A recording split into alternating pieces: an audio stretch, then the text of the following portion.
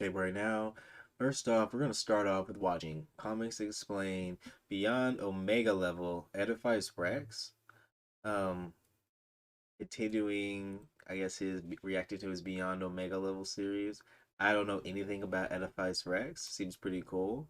Um, you should most definitely come to the source, check out the video here, and come in, get you know what I'm saying, get all these get all these links clicked, join all the Patreons, you know what I'm saying? Join the Comics Explain Legion. I need to put these back on, man. You know what I'm saying? Subscribe with that bell on. Get some good content like.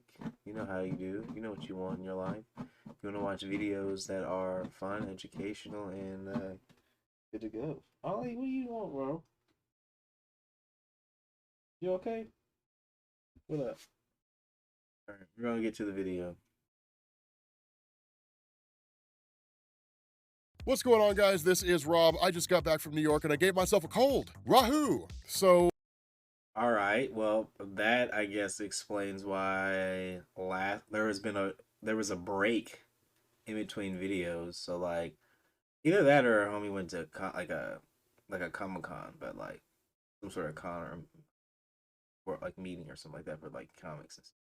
Because this guy normally releases like 2 or 3 videos a week, and the last video we watched was the review on that it's like Adam or Alex, whatever. He gave me Brightburn vibes. That cat. What's we got here. that sucks. Literally, I ordered McDonald's for breakfast. Like, I'm having it Ubered to my house, right? I'm gonna spend all day cleaning the house and playing Star Wars Fallen Order or Jedi Fallen Order because I've never played it before. Okay. And that's basically it. But the cool Jedi Fallen Order actually is a pretty good game. I'm not gonna lie. I have it on PS4. I want to get it on PC so that I can play it a little bit easier. I was on like a PS4 kick, and then just thing about being in New York is I got pictures like these two. One of the things you guys may not know about me is I'm a ridiculously talented photographer. Little secrets, little secrets. So we are covering a character today that I'm sure most of you have never heard of. I know I never heard of him. Not even gonna lie to you guys. Never heard of this guy once in my life until this script was sent to me. So before we get into this guy's origins of powers, I'm going to just say up front that this is not going to be like most of the Beyond Omega level videos that we do because this character is 100% meant to be a comedic character. So I guess Rob doesn't know about this character either. That's crazy. I wonder whose idea was it to make this video. Probably one of the editors looking through the Patreon and was like, "Yo, the fans kind of want you to watch this." So, well, not watch this, but probably review it. You know what I'm saying? That's the better choice of words. But here, I guess he's saying that this is supposed to be a comedic character. So what's the difference between like a comedic character like Deadpool and a character like this? But I guess like Deadpool originally started off as a little darker, so that's probably also. Oh well.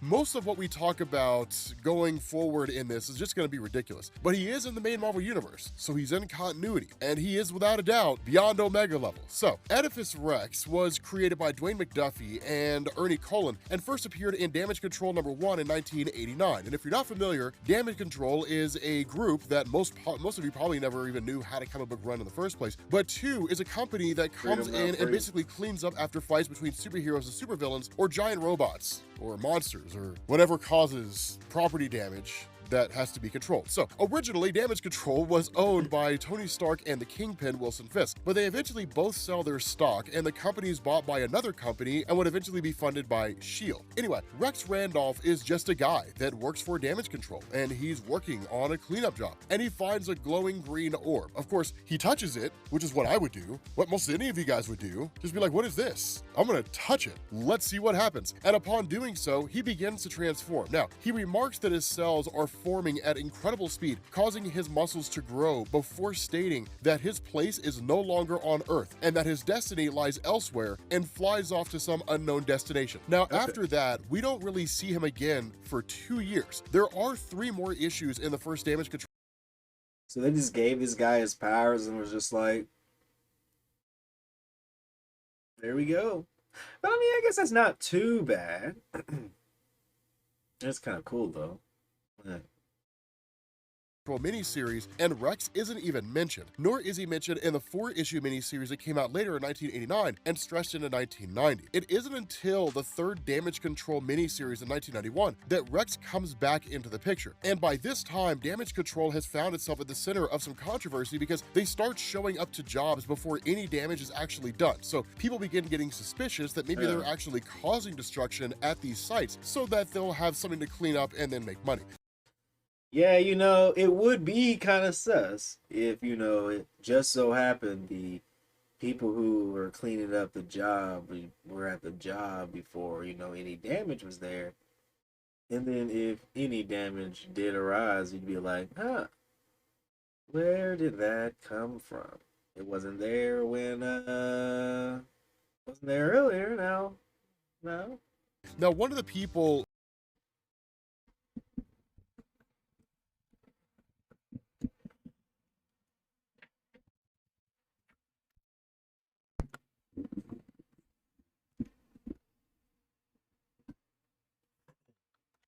who has I just changed how my mic is oriented. I wanted to see if I potentially sound a little bit better. So if new viewers come in and let me know. This suspicion is Robert Baldwin, who is an intern at Damage Control, but who is also the superhero known as Speedball. Who is an intern at Damage Control, and he's also a superhero known as Speedball. Would that not be a conflict of interest? Considering, he could be potentially, creating some of the damage that he, that is out there, and then potentially get paid to, fix it. Even though he's an intern, it could be a paid internship. I'm just saying, wouldn't that be a conflict of interest to be a superhero and then work for the same company that then cleans up after yourself? I mean, yeah, that's cool, but aren't they taking, like money for that, like doing contracts and stuff for that stuff? I don't know.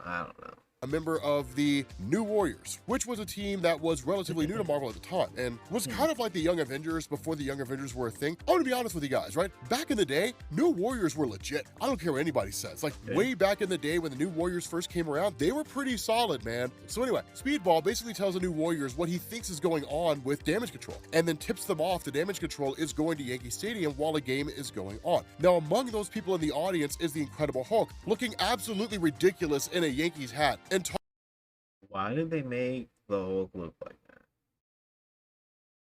Like, what is he going through? It's just like, it'd be different, I guess, if it were like the Gray Hulk, whatever his name is. I know he has like a persona that works out of Las Vegas or something like that. I don't know why they do Hulk like that.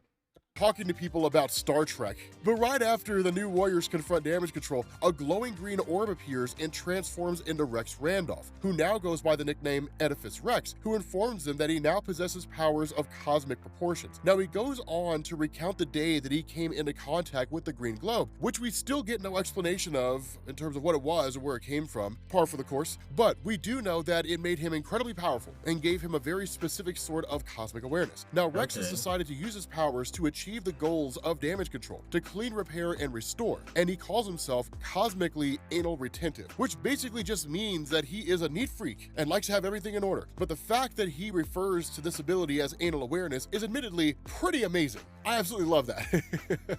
But we immediately see that Rex has gained some sort of reality warping or matter manipulation abilities, as he's able to level out a piece of damaged Earth by simply waving his hand. Not only that, but he's able to do things like add starch to Marvel Boy's cape and take away a kid's need to go to the bathroom with a wave of his hand as well. And so it does seem like he can alter reality on a whim, even though the way he's doing it is just purposefully absurd. But when the New Warriors realize how powerful Rex is, they decide to attack him. Genius level move there, guys. No wonder Civil War happened. But he basically thwarts their attack instantly by encasing them all in double Mylar bags, which, if you're into collecting comics, is a popular way of preserving books. Literally, he board and bagged the New Warriors. Those of you guys who don't know what that means, whenever you go to buy a comic book, they'll ask you, do you want a board, like you want a board and bag? Depending on what store you go to, sometimes they'll just give you the board and bag like a dick. Other times they'll put the comic in there for you.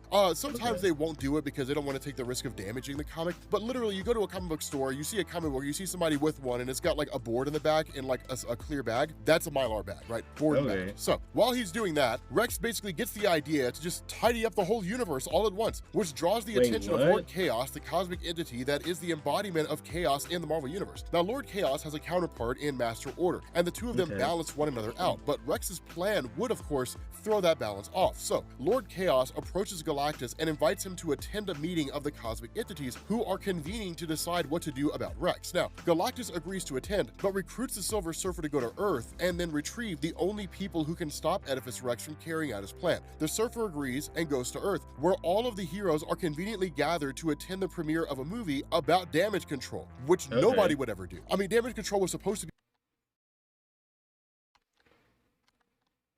watched it because it sounds terrible, but he tells the heroes the reason for his visit, saying that the universe Damage Control was supposed to be a TV show, and as I understand, maybe it was a TV show, maybe it wasn't, I don't know. I would never have watched it because it's yeah, I don't think I would have watched Damage Control as a TV show either. I don't think it would have been that interesting, but sounds terrible, but he tells the heroes the reason for his visit, saying that the universe is on the brink of destruction. Now, Iron Man attempts to answer his question by a simple hold on, let me go back on this. I feel like I missed something here. He refers to this ability as anal awareness, is admittedly pretty amazing. I absolutely love that. But okay, that's what I missed. I got caught up on that right here. So he's saying that's his superpower? We immediately see that Rex has gained some sort of reality warping or matter manipulation abilities, as he's able to level out a piece of damage to Earth by simply waving his hand. Not only that, but he's able to do things like add starch to Marvel Boy's cape and take away a kid's need to go to the bathroom with a wave of his hand as well. So it does seem like he can alter reality on a whim, even though the way he's doing it is just purposefully absurd. But when the New Warriors realize how powerful Rex is, they decide to attack him. Genius level move there, guys. Why would they attack this guy? No wonder Civil War happened. But he basically thwarts their attack instantly by encasing them all in double Mylar bags, which, if you're into collecting comics... Civil War did happen because they were like, you know what, guys, you know what we should do? We should try to attack people, you know, because they don't want to let people know they have a superpower. And you're like, why wouldn't they want people to know that they had a superpower? And it's like, because, you know, things get hacked, you know, and I wouldn't want my information out there. That's so people could just be like, hey, I now know that you have this power, and you know, conveniently I need that power to continue forth with my plans. And you're like, I don't know how I feel about that, buddy. And they're like, you know, I know you would say something like that, but I don't care. But hey, comics is a popular way of preserving books. Literally, he board and bagged the New Warriors. Those of you guys who don't know what that means, whenever you go to buy a comic book, they'll ask you, do you want a board, like you want a board and bag? Depending on what store you go to, sometimes they'll just give you the board and bag like a dick. Other times they'll put the comic in there for you. Sometimes they won't do it because they don't want to take the risk of damaging the comic. But literally, you go to a comic book store, you see a comic book, you see somebody with one, and it's got like a board in the back in like a clear bag. That's a Mylar bag, right? Board and bag. So while he's doing that, Rex basically gets the idea to just tidy up the whole universe all at once, which draws the attention of Lord Chaos, the cosmic entity that is the embodiment of chaos. Oh yeah, that would make Chaos mad if he made everything clean and orderly. Chaos in the Marvel Universe. Yeah, I'd mess up a lot of stuff. Now, Lord Chaos... It'd be like Thanos type stuff where he's like, I'm trying to balance the universe. Oh. MCU Thanos. Chaos has a counterpart in Master Order, and the two of them balance one another out, but Rex's plan would, of course, throw that balance off. So, Lord Chaos approaches Galactus and invites him to attend a meeting of the cosmic entities who are convening to decide what to do about Rex. Now, Galactus agrees to attend, but recruits the Silver Surfer to go to Earth and then retrieve the only people who can stop Edifice Rex from carrying out his plan. The Surfer agrees and goes to Earth, where all of the heroes are conveniently gathered to attend the premiere of a movie about damage control, which nobody would ever do. I mean, Damage Control was supposed to be a TV show, and as I understand, maybe it was a TV show, maybe it wasn't, I don't know. I would never have watched it because it sounds terrible, but he tells the heroes the reason for his visit, saying that the universe is on the brink of destruction. Now, Iron Man attempts to answer his question by assembling the Avengers, but the Surfer reveals that the only team that can save the universe is Damage Control. So, Damage Control goes with the Surfer into space, and they arrive at a meeting of the Cosmic Abstracts. Lord Chaos, Master Order, Galactus, Death, the In-Betweener, Oblivion, and Eternity. I mean, the whole team's here. Of course, Uwatch of the Watcher's there because he's there to watch, which is literally all he's good for. So we know if all these superpowered entities are gathered to talk about Edifice Rex and how to deal with him, this guy's a threat to the whole universe. So we're already way beyond Omega level just right here. But during the meeting, Rex displays his power once more by giving... What would they do with him? Like, why would they want to stop him? Like Eternity, for example. Would he, like, stop things from progressing because through progress it would cause chaos and destruction and orderliness? So he would just stagnate everything, potentially. And then Order... Would Order enjoy him? Unless Order's... his version of cleanliness isn't orderly as Order, and we go against Order, but is still negating chaos, which would make Chaos Man? I would like to see that.